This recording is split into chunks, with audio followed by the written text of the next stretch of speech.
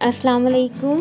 आज हम आपके साथ नमक पारों की बहुत ही स्पेशल रेसिपी शेयर करने जा रहे हैं। ये बहुत खस्ता बनते हैं और इनका टेस्ट बाज़ार के नमक पारों से ज़्यादा बेहतर होता है। तो इसको बनाने के लिए इस वीडियो को एंड तक देखिए और तमाम स्टेप्स को फॉलो कीजिए। आप देख रहे हैं कुक यम्स।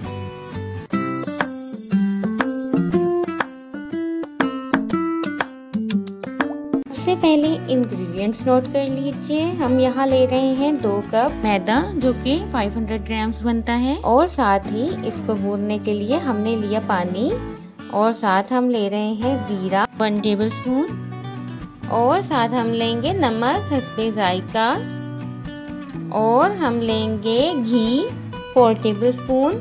नमक यहाँ पे हम 1 टेबलस्पून ले रहे हैं, ये देख लीजिए। अब हम सबसे पहले मैदे में नमक और जीरा शामिल करेंगे और इसे अच्छी तरह से मिक्स करेंगे इस तरह, और साथ ही हम इसमें घी भी ऐड कर देंगे। नमक और जीरे को पहले ऐड करके मिक्स करना बहुत ज़रूरी है, वरना ये घी के साथ चिपक जाएगा और ये सही तरह से इसमें मिक्स नहीं होगा। अब हम इसमें थोड़ा थोड़ा पानी जितना हमें रिक्वायर होगा वो ऐड करके इसको गूंद लेंगे। इसको ज़्यादा ना सख्त गूंदना है और ना ही ज़्यादा पतला करना है, बिल्कुल नॉर्मल करना है, क्योंकि इसकी हम एक रोटी बनाएंगे।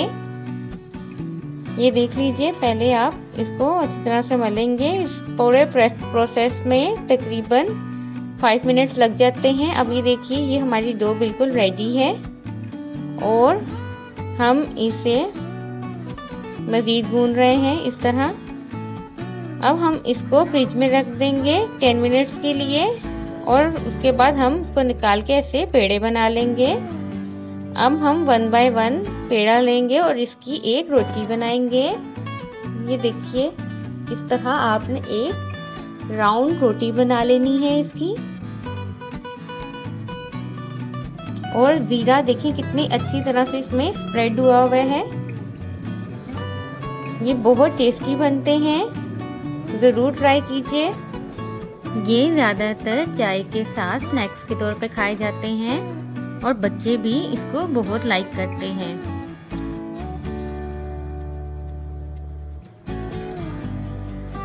और इस तरह आपने इसको बेलना है। इस पे खुश्क मैदा ज़्यादा यूज़ नहीं करना, कोशिश कीजिए कि ना ही यूज़ किया जाए।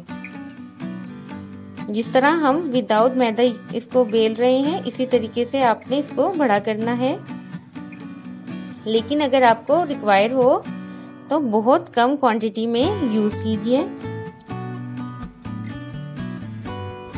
ये देख लीजिए, इसकी मोटाई भी देख लीजिए, इसको इतना मोटा रखना है, ज़्यादा पतला नहीं करना। अब हम इसको कट करेंगे और नमक पारों की शेप देंगे। आप नाइफ भी यूज़ कर सकते हैं और पिज़्ज़ा कटर से भी आप इसे काट सकते हैं। पहले आप इसको वर्टिकली काटेंगे, उसके बाद आप इसको क्रॉस में काटेंगे इस तरह। अब ये नमक पारे हमारे रेडी हो गए हैं। हमने ऑयल को हीट अप किया और इसमें हम 1 बाय 1 ऐड कर रहे हैं। इसे फ्राई करने में तकरीबन 3 to 4 मिनट्स लगते हैं। और जैसे आपको रेसिपी बताई गई है, अगर आप इस तरह बनाएं तो ये बहुत इजीली बन जाएगा। और अगर आपको ये पसंद आए तो हमारा चैनल लाइक एंड सब्सक्राइब ज़रूर कर दीजिए। अब ये देखिए, ऑयल का हीट अप होना बहुत ज़रूरी है।